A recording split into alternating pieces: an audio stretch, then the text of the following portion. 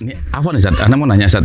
Sebenarnya Islam itu ada nggak sih permasalahan seputar nikah beda agama? Misalnya nih, Afwan nih, laki Muslim nikahi perempuan non Muslim, atau kebalikannya nih, wanita Muslimah menikahi laki non Muslim.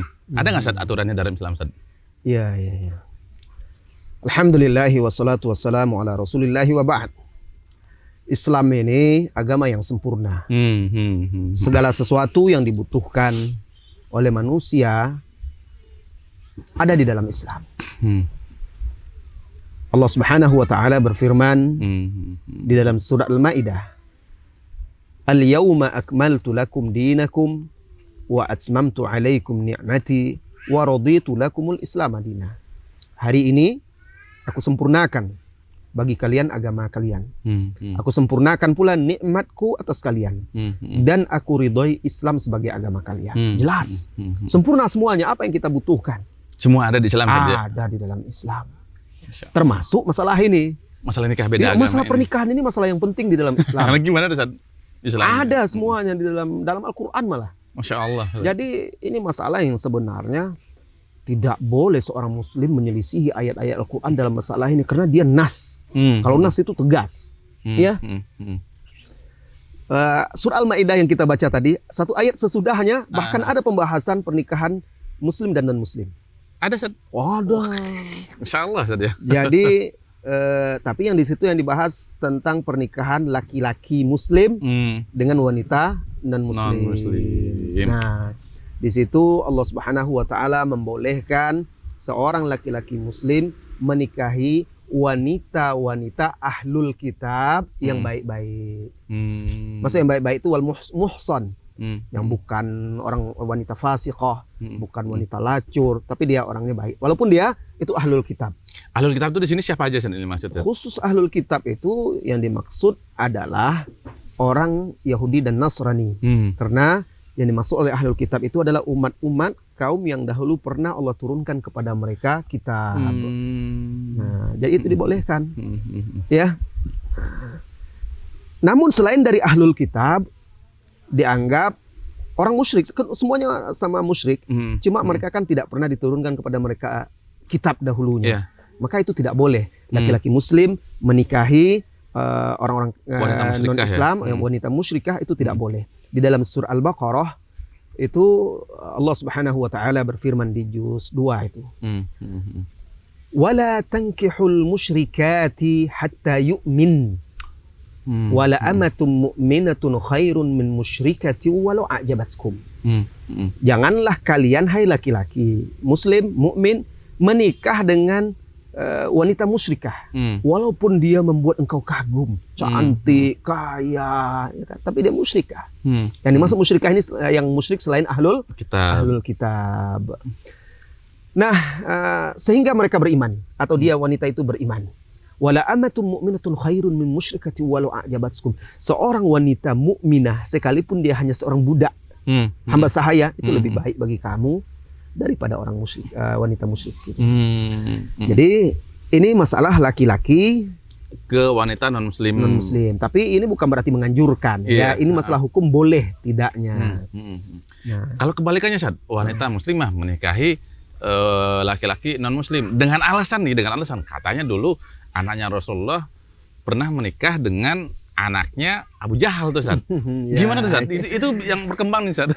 Ya, ada sebagian orang sebenarnya masalah kebalikannya, wanita muslimah menikah dengan laki-laki kafir, baik itu yang musyrik maupun ahlul kitabnya, kafirnya, itu haram, tidak boleh. Itu tegas. Sama sekali nggak boleh. Nggak ada. Dalil-dalilnya diantaranya firman Allah Subhanahu wa taala di surah Al-Baqarah, lanjutan ayat tadi itu, wala tunkihul musyrikina hatta yu'minu. Jangan kalian menikahkan jangan kalian menikahkan wanita-wanita kalian dengan laki-laki musyrik sampai mereka beriman. Wala abdum mu'minun khairum min musyriki walau a'jabakum. Budak laki-laki yang jelek ya tapi dia beriman, itu lebih baik bagi kalian daripada laki-laki yang musyrik.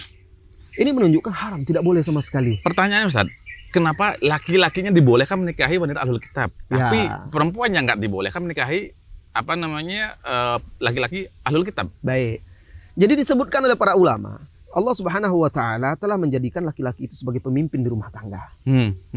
Nah, kalau dia laki-laki yang menikahi non muslim, wanita non muslim, dia sebagai pemimpin, jadi diharapkan malah dia bisa membawa keluarganya atau istrinya itu kepada Islam. Itu yang diharapkan. Tapi kalau dia wanita muslimah menikah dengan laki-laki kafir, terus nanti dia punya anak, ikutnya ke siapa? Karena kecenderungan hati wanita ngikuti suami, Ustaz, ya. Iya, dan anak ke bapak. Iya, betul. Ngikutinya, maka nggak bisa. Ya, mudaratnya lebih besar. Maka diharamkan. Jadi karena pernikahan itu haram, maka wanita muslimah yang menikah dengan laki-laki kafir yang belum beriman itu maka pernikahannya tidak sah, batil, zina. Di dalam surah Al-Mumtahanah, Allah Subhanahu wa taala menegaskan lagi, la hunna hillul lahum wa la hum yahilluna lahunna. Mereka wanita-wanita mukminah itu tidak halal bagi orang-orang kafir. Tidak halal disebut, dan orang-orang kafir itu, pria-pria kafir itu tidak halal bagi wanita-wanita muslimah. Jadi mau tegas seperti apa lagi? Adapun alasan orang, Rasulullah SAW pada kenyataannya kan ada sebagian orang mengatakan boleh dengan alasan Rasulullah menikahkan anaknya Zainab dengan seorang laki-laki musyrik. Nah, kita katakan itu pernikahannya sebelum Islam. Kemudian yang kedua, hadis tentang kisah-kisah itu yang di situ ada disebutkan Rasulullah waktu itu kan karena dia siapa nih suami anaknya tidak mau masuk Islam, kan Zainab pergi hijrah ke Habasyah. Betul, Ustaz. Tapi setelah itu dalam hadis lain ada diriwayatkan oleh Abu Dawud, diriwayatkan oleh Tirmidzi dan lain-lainnya, dikembalikan oleh Rasulullah SAW kepada suaminya. Tapi setelah dikritisi oleh para ulama, hadis ini ternyata lemah. Di dalam sanadnya ada perawi yang bernama Dawud ibnul Husain, dan dia meriwayatkan hadis ini dari Ikrimah. Imam Abu Daud mengatakan dia meriwayatkan dari Ikrimah manakir, hadis-hadis mungkar. Kalau khusus kalau jalur dia dari Ikrimah itu tidak sahih, mungkar. Jadi ma'lul, cacatnya hadis ini. Orang-orang membawakan hadis dia tidak periksa. Hadis itu kan ada syaratnya bisa dijadikan rujukan, landasan, yaitu hadis yang sahih. Pertama, itu tidak bisa dijadikan dalil karena hadis itu hadis lemah. Kemudian kedua, pernikahan itu kan sudah lama terjadi di awal-awal Islam. Betul. Dan memang di awal-awal Islam kan belum datang ayat yang melarang itu kan di Madinah turunnya. Begitu juga ayat-ayat yang tidak di surah Al-Mumtahanah itu. Itu kan tentang wanita yang hijrah. Jadi wanita-wanita mukminah yang beriman hijrah ke Madinah. Dalam kesepakatan Hudaibiyah, siapapun orang-orang mukmin yang hijrah dari Mekah ke Madinah wajib dibalikkan ke orang kafir, musyrik. Khusus wanita tidak boleh. Turun ayat ini di surah Al-Mumtahanah. Yang artinya tadi mereka para wanita muslimah tidak halal bagi laki-laki kafir dan juga laki-laki kafir tidak halal bagi mereka. Jadi di awal-awal Islam memang itu tidak dipermasalahkan, tapi setelah itu turun ayat-ayat yang melarang. Jadi itu hanya alasan-alasan, dalil-dalil yang dibuat oleh orang-orang yang sudah terkena syubhat, syahwat, propaganda, ya. Lalu berusaha mencari celah-celah untuk menghalalkan sesuatu yang haram, waliyadzubillah. Terakhir, Ustaz. Ada nggak hikmahnya nih Islam melarang perempuan muslimah menikah dengan laki-laki kafir, Ustaz? Ada nggak hikmah di balik ini, Ustaz? Ya kan salah satu yang jelas hikmahnya pertama, hikmahnya setiap perintah-perintah Allah dan Rasulnya, larangan-larangan dari Allah dan Rasulnya, hikmahnya adalah menguji ketaatan kita. Itu yang pertama, kepatuhan kita. Apapun alasannya, kalaupun kita tidak bisa memahami hikmahnya, itu adalah perintah Allah dan Rasul. Hikmah yang pertama adalah taat atau tidak. Nah, yang kedua, tadi sudah saya singgung, bahwasanya wanita itu kan bukan pemimpin rumah tangga. Mereka itu lemah, mudah terpengaruh.